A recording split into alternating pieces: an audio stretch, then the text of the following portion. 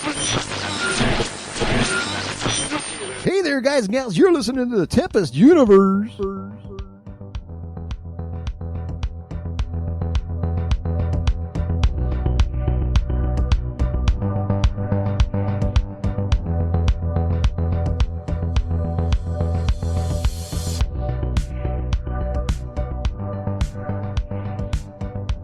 This is the Tempest Universe.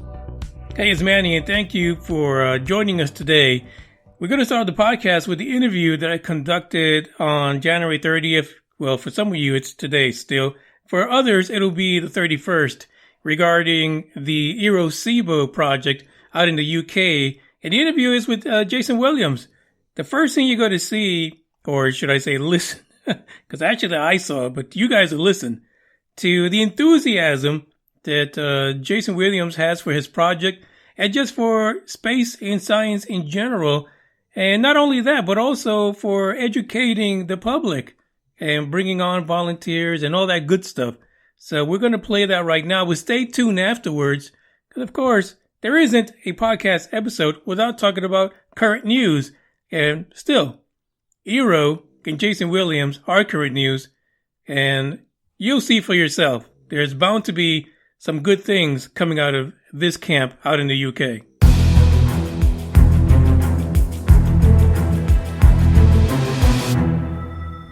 Ladies and gentlemen, without further ado, I want to welcome Jason Williams from the East Anglian Astrophysical Research Organization. And thank you for the acronym, because it's EAARO, a whole lot easier. Jason, welcome to the podcast, The Tempest Universe.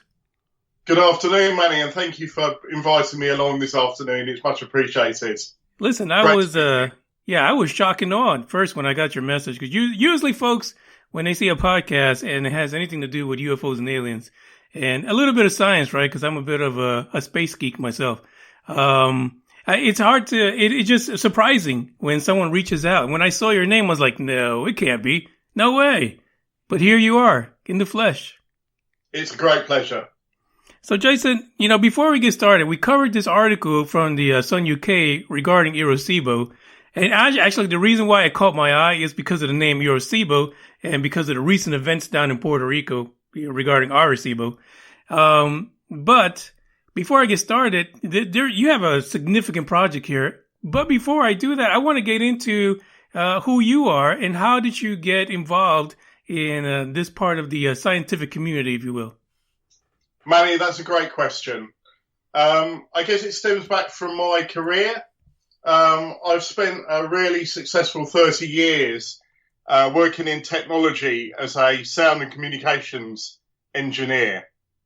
And about 10 years ago, I decided it would be a great idea to try and put something back into an industry that's been really good to me. I've had some really good experience in that time, and people have given me some good breaks. And, I really just wanted to kind of personally put something back.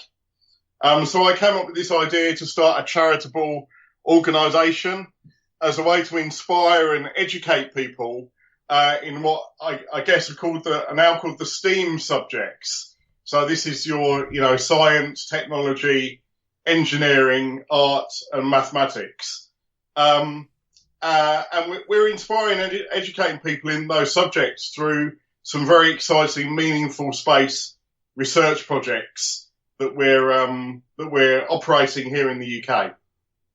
Now, tell me a little bit about EAARO, because EAARO, it's not as they say, a Johnny come lately. You've been around for some time. Yes, we founded EAARO back in 2011. And the original plan was to build a radio observatory utilising some radio telescopes to use radio astronomy as a way to promote STEM to anybody really, not just young people, but anybody who's interested in learning more about science, technology, engineering, mathematics. And in those past, I guess 9 years, nearly 10 years, we've expanded the kind of EAARO estate. We now have 3 research facilities, and a 20-strong team of volunteers, which is just absolutely fantastic. Yeah, pretty large group. And actually, as I mentioned before the podcast started, I was on a YouTube channel, and I think you have, one of the videos, you have volunteers in there explaining how they go in and look at the data, and you're doing, for lack of a better word, meteor tracking, basically. Yeah. Yeah, so one really exciting facet of EARO is our junior team. We started the junior team probably about 2 years ago. And our inaugural member was a young lady called Erin. Erin was 12 years old when she came to us, and she really wants to have a career in astrophysics when she leaves school. I mean, this is, it's great for a 12-year-old to kind of have some direction, kind of know what she wants to do with her life. Absolutely. Her parents really just couldn't find anyone that was willing to take Erin on and give her any experience. So we took Erin on, and we actually gave Erin, we treated Erin like an adult. We actually built her own experiment, which is an experiment that monitors the state of the ionosphere. And she can log into that experiment from home. So it's very COVID safe. She monitors that experiment every day. And back in May last year, she actually, using that experiment, she found the first two M-class solar flares since 2007 by actually correlating her results with NASA's GOES data. So, we're really empowering, youngsters to go ahead and do their own science. It's very unique. Yeah, that's fantastic. I bet her parents are really proud of her dedication to the work she's doing. That's amazing. So one of the things that brought us to this interview right now is, of course, Eroscibo, and it is your upcoming project. When is it that, by the way, that is supposed to be completed? We hope to be breaking ground within the next 5 years. EARO is a very autonomous organisation. We currently don't have any public or government funding, although that might change fairly soon. We're fully volunteer operated, so we're not really under any kind of timelines. It just means that we can continue with these ambitious projects to the point where we're ready to realise them. So we have plenty of time. We're not in a rush, but momentum will gather, I think, as more people come on board, become interested in the project, and eventually the funding starts rolling in. Oh, absolutely. Actually, we have a question about that that we'll give you towards the end of the podcast. But sure. Here you are. Your Eroscibo should be about 30 meters, and actually the kind of designed or inspired by the Big Ear out of Ohio State University. My question to you is, because a lot of folks on the fringes of the topic of aliens and extraterrestrials, they really don't see a lot of success out of SETI. But it sounds like from the article that EARO is taking a completely different stance, or maybe not entirely, but a different view on how to search for such signatures, and really based on the Professor Paul Davies' work. Yes, that's right. We're actually the telescope is much larger than 30 meters. It's breaking news. It's 106 meters wide, the parabola. Okay. So that's about 350 feet wide, and about 100 foot high. And the actually it's 350 foot wide by 70 foot high. Sorry. And the main reflector is 260 foot wide and about 100 foot high. It's based, as you say, on a Krauss design telescope, which is known as a Meridian transit telescope. So this telescope doesn't actually track. It sits and it waits for the Earth to rotate it into position once a day for where we want to look in the sky. Okay. So we can only observe objects while they're in our field of view, and then they kind of move out of our field of view, and then we have to wait another 24 hours before we can see those objects. We looked at a whole number of different telescope designs when we were planning Eroscibo. And in fact, that's how Eroscibo got its name, because the original design was to use a telescope design very similar to the EAAROCIBO project. And our technical director coined the name Eroscibo, and it's kind of stuck ever since. So this, okay, I know we're kind of building something out of the ashes of Eroscibo here, but the Eroscibo didn't come from the decline of Eroscibo in any way. It was something that we termed years before that. But yes, it's interesting. You should talk about search strategy. So, I mean, as you know, the search for extraterrestrial intelligence, or SETI as it's known, has been around for nearly 60 years, since Frank Drake's initial Project Ozma experiments over at Green Bank, where literally he plugged the radio into a dish and sat there and listened with a pair of headphones. I mean, how things have changed since then. I know. Wow. I mean, the SETI Institute in California have the Paul Allen Array.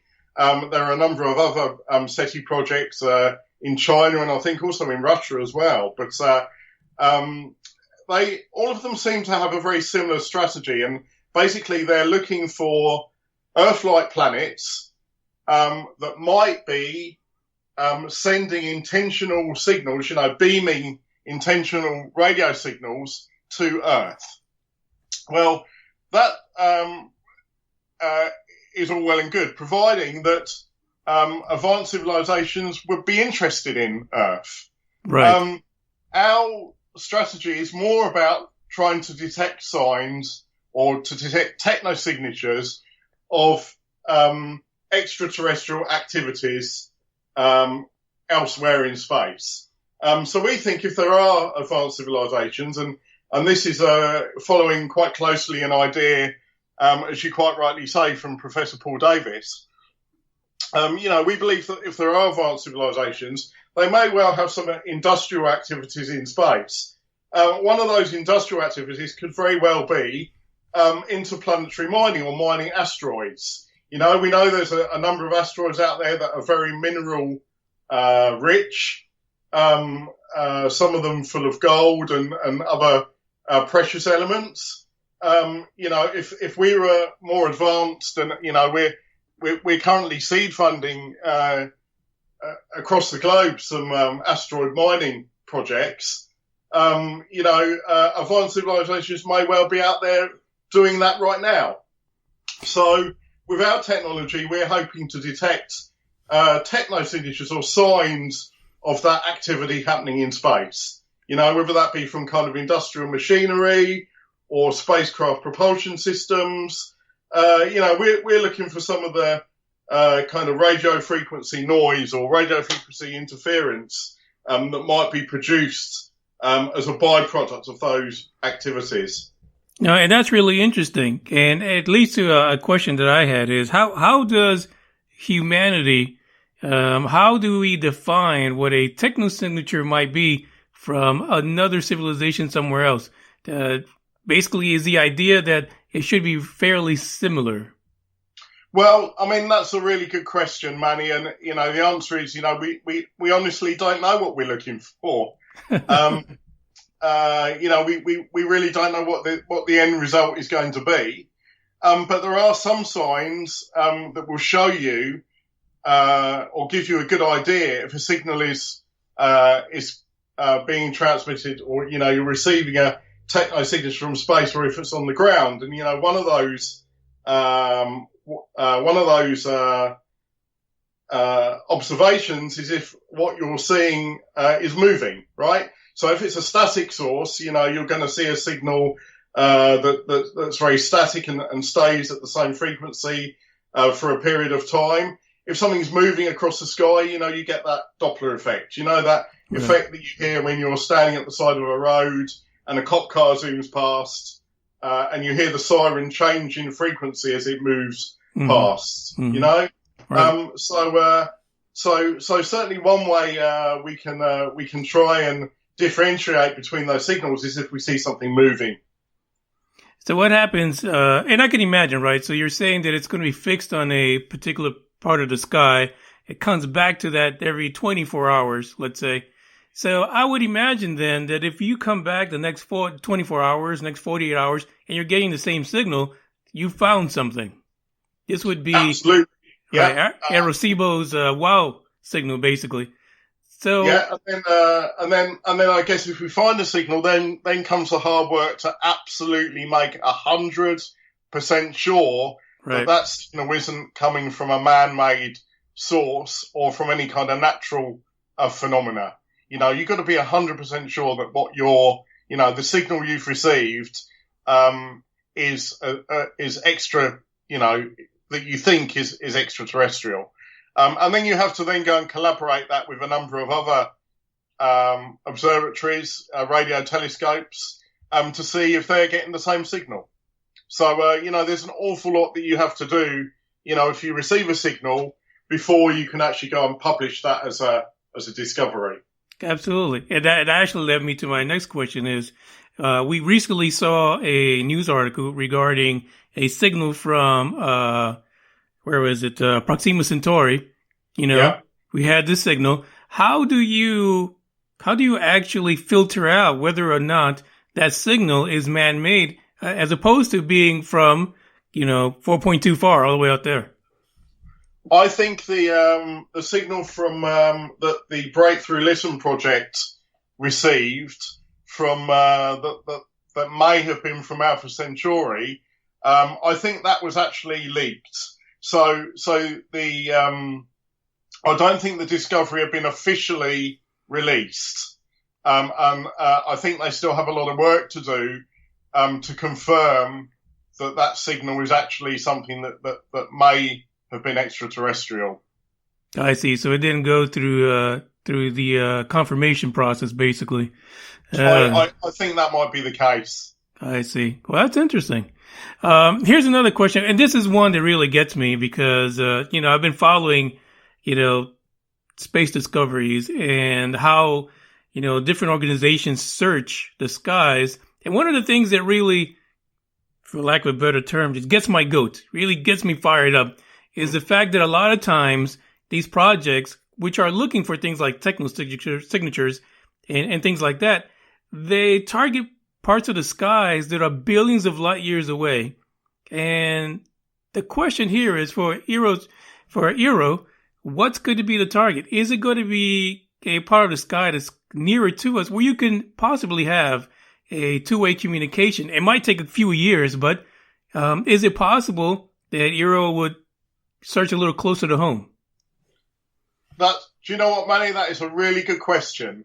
And the answer to that is yes. I think we are going to search a bit closer to home. We're using frequencies a lot lower down the radio dial than most of the other SETI projects. Whereas most SETI projects look in the microwave frequencies, we're looking in the kind of VHF, UHF frequencies between about 600 megahertz up to about 2 gigahertz. So I'm really interested in conducting our search a little bit closer to home, perhaps in our own, in our own solar system. Oh, no, that'd be fascinating. There's so much, even our own solar system we don't yet know of. So yeah, that's pretty interesting. So now we're in a way we're associated with SETI. Now SETI has had a lot of years where, since maybe the 80s or so, has come up a bit short, right? How do you think EAARO is going to be a little different? And is the technology a bit more advanced? Will it be a bit more advanced than what we see with SETI in the U.S.?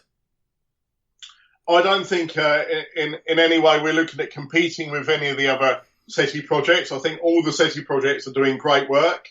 We've just got what I think is a refreshing strategy. We're looking for a different type of signal. We've got a different type of antenna. Not forgetting that particular telescope design was the only telescope to ever receive what may well have been a SETI signal, which, as you said earlier, of course, was the WOW signal back in 77, I think it was. Mm-hmm. So yeah, it's just a refreshing strategy.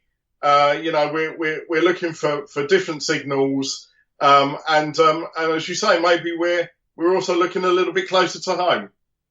Fantastic. So, the podcast itself, not only carries stories like SpaceX and, all this space industry that's just building up around us, but it also takes a look at the size, which science, for the most part, a long time ago, kind of steered away from. But a lot of scientists are coming out now, and they're talking about things like extraterrestrials and making contact and finding civilizations out there.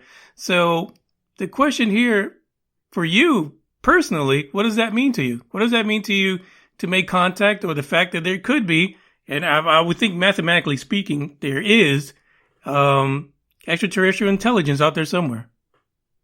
I think, as I said to you earlier, Manny, EAARO is all about inspiring and educating people in science and technology. And by building Eroscibo, we're enhancing that, inspiration and excitement about SETI, and opening up the idea of SETI maybe to a much wider audience. We appeal to people from 4 years old to 104 years old. So just to get people more excited and more interested about SETI, and to, understand, why we're asking these questions, will give me a lot of personal satisfaction. I'm really excited about that. Do you follow any UFO stories? I think the whole field of ufology can only really, in a way, kind of help to promote SETI again to a much wider audience, and and to get people really inspired about our work. So I did put out the question to some of the listening audience. Actually, it didn't happen until like about Wednesday. To send in some questions. I did get a few. So I have some for you here. I kind of edited them, so guys, don't hate me for it. But so the first question is, will the information gathered by Eroscibo be available to the public? And just from what we just talked about, I'm sure it has to go through the rigors of science first, but will it be available to the public? Oh, yes, it absolutely will. We are a very open and transparent organisation. We're very public facing. People can ask as many questions as they like, and we're very happy to provide the answers. We're looking at possibly, I guess you could say, rekindling the old SETI at Home project, where people could use their home computers to analyse some of that data. I'd really like to get that back underway, but this time through Eroscibo. Now, that is fantastic, because I actually took part of that back in the day. But now, it's funny you say that, because yesterday I was thinking about, I should ask him about this, because we're now in a situation where everyone has a pocket computer, in their pockets, and basically way more advanced than when SETI at Home was around back in the day. And the computing power is amazing now. And that would be listen, I'd join in. And I'm sure most of the listening audience would also, because it was a lot of fun just looking at a thing, going through all those files. So fantastic. I would love to see that happen. The other question I got here, will other individuals be able, I guess organizations or individuals, be able to lease time on Eroscibo? You mean on Eroscibo? Eroscibo, right. Yes, I think we will be open to partnering with some other organisations who might be interested in using some time on the telescope. This is okay. I know it's a UK-based project, but we're looking to collaborate internationally here. It's not just about Britain. I mean, it's great that we're able to launch this in our homeland, so to speak. But yes, always very interested in collaborating with other organisations for sure. Yeah, and that would be really important, right? To, kind of spread the wealth around. Yeah, definitely. I like that. The next question, James Webb Telescope is supposed to be hitting space in March of this year. What do you think about its mission, and do you think it will help SETI in any way? I think all these large telescope missions are incredible. I mean, we learned so much from the Kepler mission, etc. I'm really excited about the James Webb Telescope. And remember, if we detect a signal at Eroscibo, we're going to want to be collaborating with every resource we can to confirm that signal and confirm that detection. So the James Webb Telescope may end up being a really useful resource for us to use. Fantastic. Now, a secondary question there, because actually this is my pet peeve. So, so one of the missions for, and probably the primary mission for James Webb, is to look at the unobserved formation of first galaxies, really going way back in time. How does that, well, from your opinion, how does that benefit humanity to look so far back in time? We are already discussing a partnership with the Cavendish Laboratory and the Kavli Institute of Cosmology at Cambridge University, who currently their kind of main research projects are, looking at the cosmic microwave background and also listening to fast radio bursts. Our telescope has the ability to monitor the hydrogen line. And it may well be that we actually get involved in some of those, background studies ourselves. But do you think there's a benefit, to look so far back, trying to find whether it is the Big Bang or the start of the universe? How would a blue-collar, everyday person, how would that, how do you sell it to them that that's a worthwhile venture to get into? I think, for humanity, we're always looking to answer those big questions. And, with the onset of technology and the resources that are available to us now, I think it's really exciting times. Here's another one, and this is something else that's coming up out of Chile with the Eroscibo Observatory. There's a lot of talk about additional planet hiding somewhere at the outer reaches of our solar system. Is that something that EAARO can get involved in and maybe join together with that particular observatory to find if we have another planet? I think we're almost finding new planets every day, right. Things like the transit method, etc. There's a lot of research at the moment going into to looking for these exoplanets, which have, and of course we can look at these ones that are orbiting fairly dim stars. I think, there are all kinds of exciting activities that EAARO could engage in the future, but I think Eroscibo will keep us busy for a good while. Yeah, I would assume so. It's a fairly large sky out there. Yeah. The last question that I have for the listeners is, how can folks donate to the project? We would be absolutely, we would be so grateful for any donations to EAARO. The easiest way to do that is to donate via the website, which is all the W's.EAARO, EAARO.org.uk.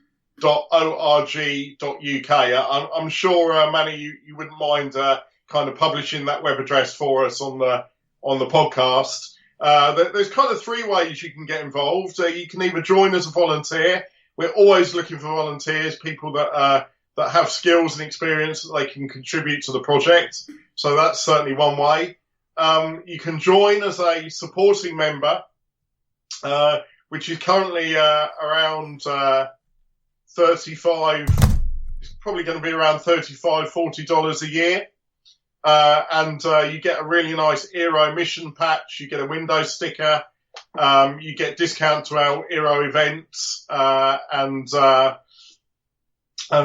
quite an exclusive newsletter that gives you a real kind of insight into some of the depths of the projects. Or you can just make a donation via PayPal. We really do encourage people to to get involved. That's really what we're all about. Easy enough, right? Yeah, and you know, it's one of those things that, like I said earlier, is that I feel like things like ufology and science eventually are going to collide. You know, once you find that first true core and undeniable proof of a alien civilization somewhere else, that's when they're going to meet.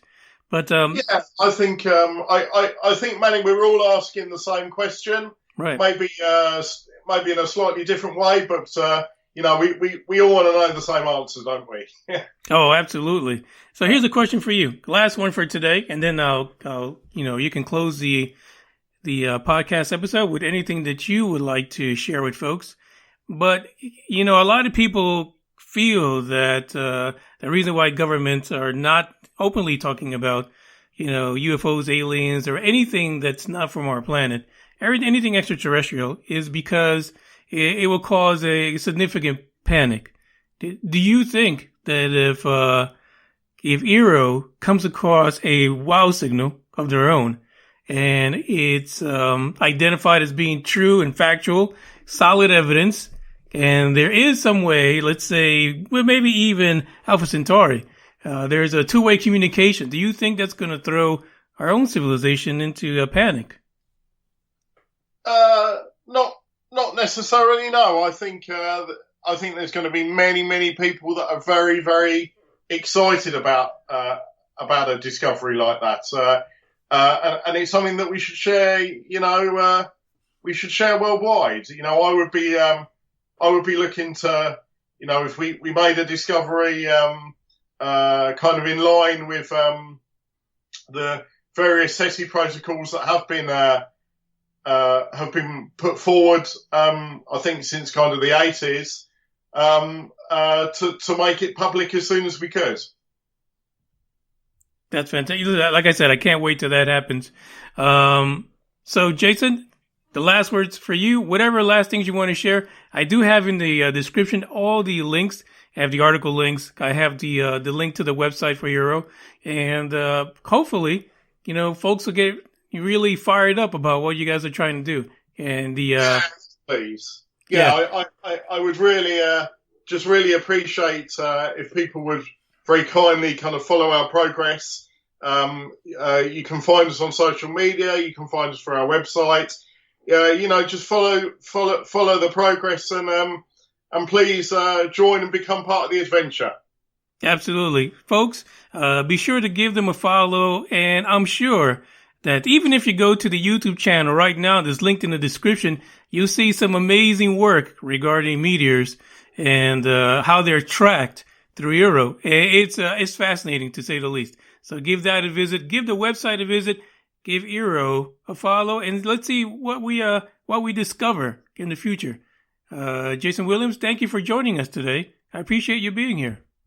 Thanks very much, Manny, and hope to be on future shows. Absolutely, sir. Thank you.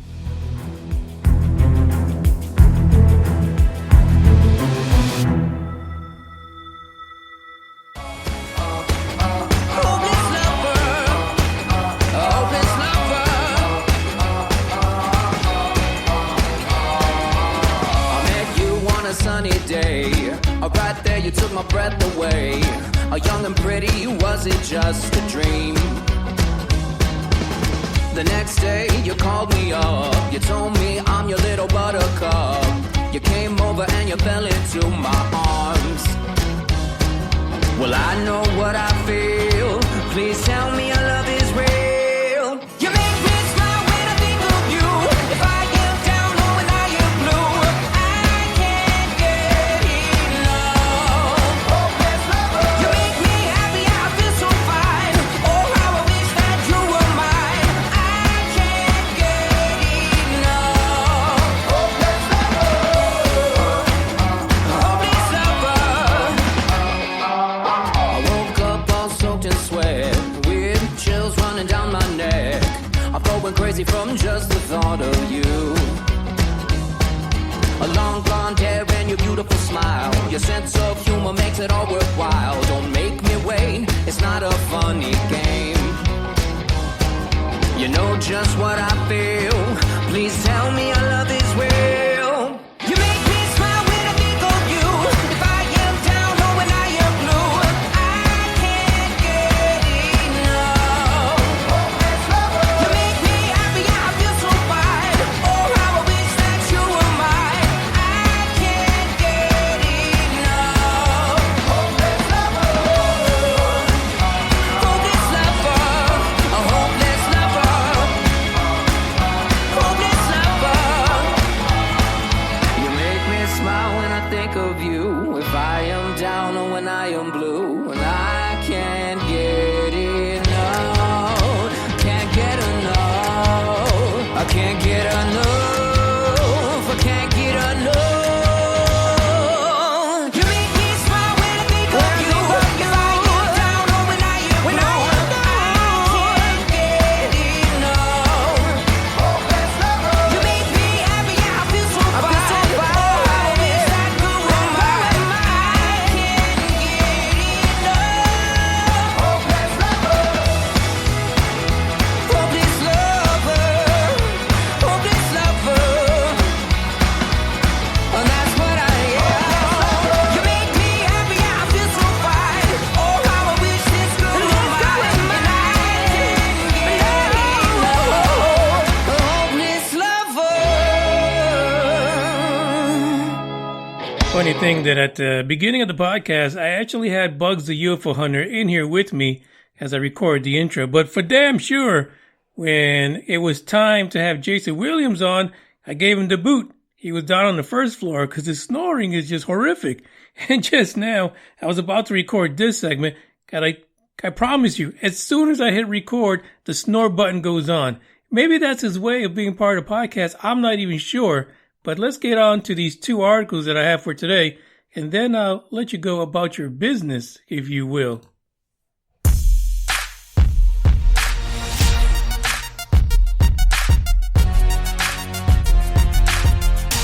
So Thursday and Friday, I was glued to YouTube because, we were going to have a launch. SN9 was finally going to get off the ground and show us a hopefully an improvement to what we saw with SN8. No blow-ups at the end. We don't want to see that. And I'm sure Elon and the crew doesn't either, especially down the people in Boca Chica. I'm sure they don't want to see any explosions of rocketeering. But apparently, the news is out on Fox Business today that SpaceX violated its launch license in the fact that SN8 blew up. Are you serious, FAA? Are you... What in the hell? The Federal Aviation Administration says they violated the license. Now, this is really strange that this happens to come out because when I was watching the broadcast, and I don't watch SpaceX, I watch the other guys on YouTube because they're a bit more comical. They offer a lot of information. And they're entertaining. SpaceX could be pretty dry. And just like watching freaking NASA. If you watch NASA broadcasts of anything they're doing, it is dry as hell. It's too much to watch. It's like you mute it and just look at the pretty pictures. But anyway, I'm sitting there Thursday and Friday, but the guys that were broadcasting, they were pulling up the reports from the FAA, and they were confusing as hell. There was at one point, I think on Friday, the FAA switched their timeline for the test of SN9 about 3 or 4 times. And you're like, what in the hell is happening? Usually, this is taken care of in advance, and we're good. But something was wrong, and then I come across this article that basically they're calling foul, and they need to evaluate the license. Folks, it is rocketeering. Guess what? Rockets, they blow the hell up. Rockets are filled with fuel. And if some shit goes wrong, they will blow up. Plain and simple. This is along the lines of when we had the environmental geeks out there saying that SpaceX was ruining the pristine environment of Boca Chica. Guess what? The fucking rocket. It will blow up. We know this. How many rockets has NASA blown up? we are trying, well, I say we, I'm not part of SpaceX. I feel like I am. SpaceX is trying to innovate space travel. It's trying to innovate bringing space to folks, industry, advancing things. And right now we're in the test phase. We're trying to figure out if this Starship's going to work. And so that's why there's so many of them. They're like freaking gremlins. Every week you turn around, there's a new Starship out there. So now the FAA says this, and here's a quote for them. Let's see here it is. While we recognize the importance of moving quickly to foster growth and innovation in commercial space, no shit, the FAA will not compromise responsibility to protect public safety. And according to them, they will approve the modification only after we are satisfied that SpaceX has taken the necessary steps to comply with regulatory requirements. What's the requirement for blowing up a rocket? That's what I want to know. And it's not like they did it on purpose. Shit happens. It was the first hop for that type of mock-up. So come on. Really, FAA? Really? We're going to do all this? Who is breathing down their neck? That's what I want to know. So they're going all the way back to December 9th when SN8 had that mishap at the last few moments of the flight before it touched down. This is crazy. Somebody's lobbying these people. Somebody's being a pain in the ass out in Boca Chica. We've been through this already. And the fact is that they evacuate Boca Chica anyway, way in advance of when they go through the process of launching one of these rockets. So it's just amazing to me that this is coming up now. I mean, for Pete's sake, we're in January. According to the article, they actually started the investigation right after December 9th, after the unfortunate events of SN8. But it's a test. Shit's gonna blow up. Stuff will be successful. But as you say in your statement, FAA, there is an importance to moving quickly and fostering commercial space. That's what the state of Texas signed up for. That's why people want to see SpaceX achieve that which we need in the space program. We're way behind out here. So come on. So what? We killed a couple of birds. So what? There's a lot of cooked crabs out there. Just go up there, take a plate, and make yourself some food. No one was hurt besides the steel phallus that blew up in front of everybody's eyes. Today, the news breaks on YouTube that not only is SN9 still sitting out there, waiting for its opportunity to take off, but now they've rolled out SN10 to the launch pad. So now we have 2 Starships. Things are backing up down there, folks. The FAA needs to get over itself. The people in Boca Chica who are complaining or who are fearing for the environmental impact, listen. You got to give some to make some. So if we decide that Boca Chica needs to go to hell in the handbasket in order to promote space tourism, space commercialization, then guess what? There's plenty of other beaches in Texas. It's okay. And really, if you think about it, it's a really small area. It could be hell on earth for a while. Why not? Check out the link in the description. I don't know what they're going to do. I mean, really, they have no choice but to get over themselves and approve the SpaceX facility to continue to launch these Starship mules and get the test going. I mean, the faster we get done with it, the better. I mean, eventually, in about 5 years, Elon and everyone else is going to get on the Starship and go to Mars anyway. So then you have nothing to worry about. Nothing at all. Because I doubt Jeff Bezos is going to do it that way. So let's be honest. Let's keep it moving. One more track. One more article. This was a really weird one. But apparently there's some really crazy weapons being developed by the Navy. So it's just going to be nuts. I went by your house, what a big mistake. But for a while I thought that I wouldn't break. I need something else to clear my head. Someone to tell me how to live instead. Just open your eyes and take my advice. Stop rolling the dice and just compromise. It's the chance of your life.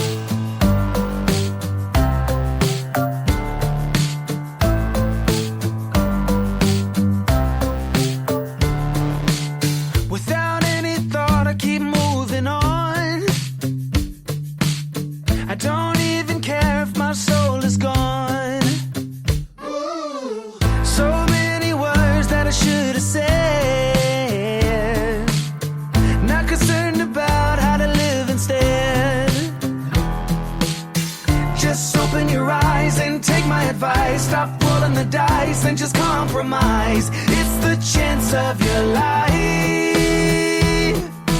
Okay, try to be brave. You have so much to save. Take control of your own life. Right now, every mistake makes you feel like a fake. Take control of your own life. Nothing in life is good. Tired and misunderstood. I would fight if I could. If I believed I should. Okay, try to be brave. You have so much to say. Take control of your own life.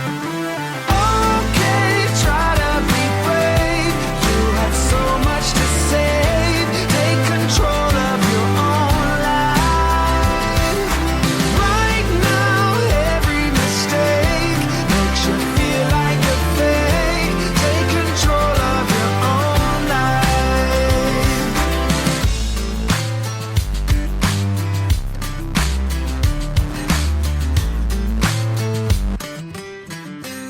FAA, you're doing a great job down there in Boca Chica. But, the problem is that I'm only about 4 hours away, and I can't go down there for a launch if you guys keep interrupting the damn things and making my life miserable. Yes, I want to go see a damn launch. I want to be there in person, but you guys are screwing things up for me.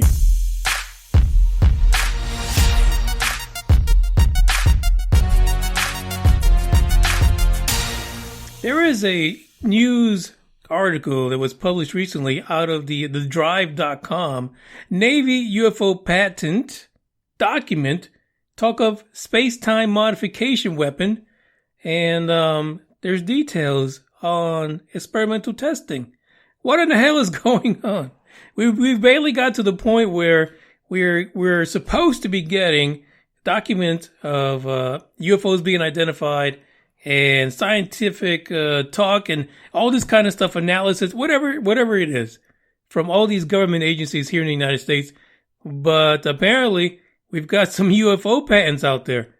What is going on? I don't get it. The Naval Air Warfare Center Aircraft Division apparently has these concepts they're testing, and they're known as the UFO patents.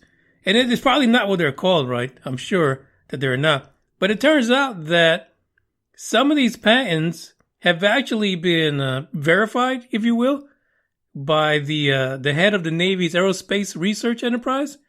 And they also went along as far as to cite the Chinese as having similar technologies. And they're saying that's one of the reasons why they're filing these things. It's a competition, man. Whether you're on the planet Earth, whether you're in space, when it comes to like Russia, China, and the US, there's a damn competition going on. Someone's going to win this, even if we blow the whole damn blue planet to hell. Now, apparently this is all based on an individual, and that's the Dr. Salvatore Cesar Paez. And he's an aerospace engineer that's hooked up with the U.S. Navy, and he's created this thing, a theoretical concept called the Paez effect. I mean, why not, right? Why not name shit after yourself if you can? I want a Manny effect. That's what I want. The Paez effect is it's crazy, and here's how it's described, right? And these are space-time modification weapons, just so that you know. And reports are that, at least according to this article, that these weapons make the hydrogen bomb look like a firecracker. So they're playing with serious power here. Definitely. According to this, the Paez effect is controlled motion of electrically charged matter from solid to plasma via accelerated spin or accelerated vibration under rapid yet smooth acceleration, deceleration, acceleration transients. Confusing as hell. That's all I can tell you. But this motion of electrically charged matter, apparently, it actually engineers the fabric of reality at a very fundamental level. What happened to like regular bullets? I mean, where's the gunpowder at? All of that is out the window. My thing is, the planet's not that big to be fucking around with things like this. So where are they going to use this? It appears to me that this is more for space. Because I can't imagine that anyone would be cool with the idea of screwing around with the fabric of time and space, down in Ho Chi Minh or in the middle of Chicago. There's something really ominous about this, and the fact that they're messing with space-time modification weapons really speaks to more of space warfare than anything else. But who knows? Maybe we're just that crazy. Maybe we're just that upset with each other that we're going to break space-time in the process. That really would be the way to end civilization. I mean, it kind of seems like we're due for it anyway. There's more to this article. You've got to check it out. There's a lot to it. And a lot of this came out of a FOIA request. So, I don't know. The plot thickens. There's so much going on with these advanced weapons. The talk about UFO and identification, non-identification, whether it is from our planet or somewhere else, it's all over the place. Eventually, everything's going to come to a boiling point, and hopefully we hit the crossroads where we can identify truly what is a UFO and why do we need such crazy-ass weapons, and are these all together? Are they all one endgame? Is it the UFOs that are truly the ones who are causing us to create such massive weapons of space-time mass destruction? This is the end of the podcast. I thank you guys for joining. Thanks again to Jason for joining, and we're sure to see him soon enough because I've invited him to the YouTube to show off some of his fancy meteor tracking equipment, and which I tell you, it is magnificent what you can see from inside of a room to the use of technology, and the things that you discover are amazing. Ciao.